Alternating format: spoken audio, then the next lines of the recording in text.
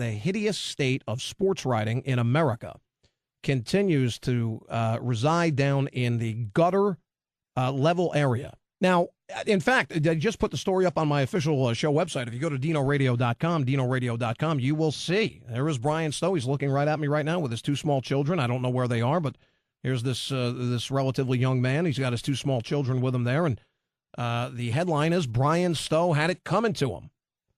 And the story is up there for you to see. Now, what story am I referring to? I'm referring to a story by an absolute ass clown who for many years apparently was a part of the Pittsburgh area sports scene, who was a one-time member of the Pittsburgh Penguins broadcast team and a sports television anchor in Pittsburgh for years. In fact, he was also a part of the Pittsburgh Steelers pre- and post-game shows for many years. He now writes a column for a suburban Pittsburgh newspaper, and this idiot's name is John Steigerwald. John Steigerwald. Now, how dare any of you people out there above the age of 13 are parading around in your team's favorite jersey or uniform or headwear or parka or jacket or sweater or anything involving team, apparel. How dare you?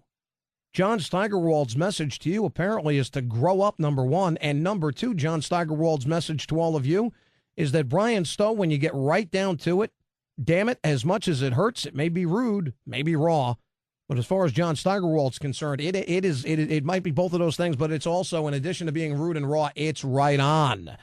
Brian Stowe had it coming to him. Well, now, if you don't believe me, read the story. Go to dinoradio.com and read the story, for crying out loud. It's there. You can see it. Steigerwald is essentially blaming. Look, it is an animalistic sort of an environment that the ballparks and arenas have become. We know this. You know this. You've brought your children there. You've been there. You forget the children for a second. Why do we always have to sort of resort to saying, my kids were with me, and here comes the horror story? Why can't we just say, I was at the ballpark, and, it's not only the children being offended. Of course, we don't want the children to be offended.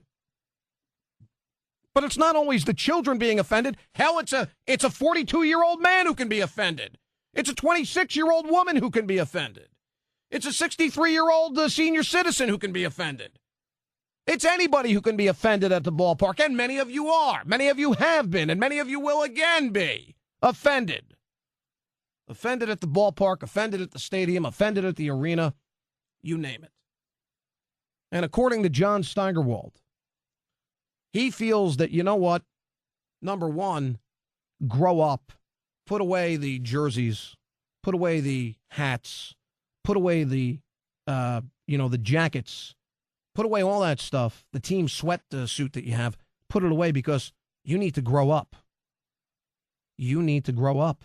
And when you think about it, as is evidenced in his story, that is up on my website at dinoradio.com. The fact of the matter is that Brian Stowe, according to John Steigerwald, when you break it all down, when you boil it all down, when the dust is settled and the smoke is cleared, it is Brian Stowe himself, above anyone else, who has to take the blame for what happened to him, now holding on for dear life in a hospital somewhere out in California in an induced coma. And our thoughts and our prayers and my personal thoughts and my personal prayers are with this young man as he battles for his life at this very second. Unbelievable. This is where we've come to. Look, you may have been thinking as you were watching SportsCenter last night, maybe like me, as you saw Jeremy Affeldt of the Giants, and then you saw Jamie Carroll of the Dodgers, and then you saw both teams out there on the infield, and they're speaking to oh, how nice, oh, how terrific. Look, this show of unity and support. And then they all hugged. That's always great. The Giants and Dodgers hugged to show that, look, although we wear Giants orange and black and they wear Dodger blue, look, this is not life or death. Look at us.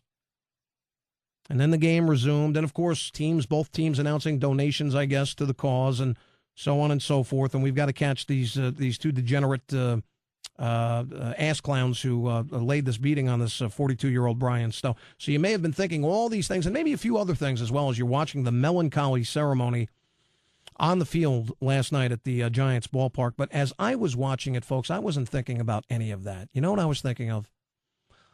I was thinking how far we have fallen, that here in the second week of the 2011 Major League Baseball campaign, we actually have to have both 25-man rosters out of the dugouts onto the infield and have a special ceremony where they're both talking to both teams have one representative per team talking with the crowd last night and telling them that, it's not life and death. It's okay. We love your enthusiasm and your expressions of support, and, the list goes on, but it's not what you think it might be, folks. And I'm thinking, you have got to be kidding me. Is this where we have arrived? Could anyone have possibly fathomed this even 5 years ago? Well, maybe. Maybe you saw the momentum building. Maybe you saw this kind of violence and antisocial behavior in stadiums, ballparks, and arenas. Maybe you saw it crescendoing to the point where it would get to this point, but to the point where the Dodgers and the Giants had to come out onto the field and speak to the assembled crowd before the game last night. Wow. Just wow. Just wow.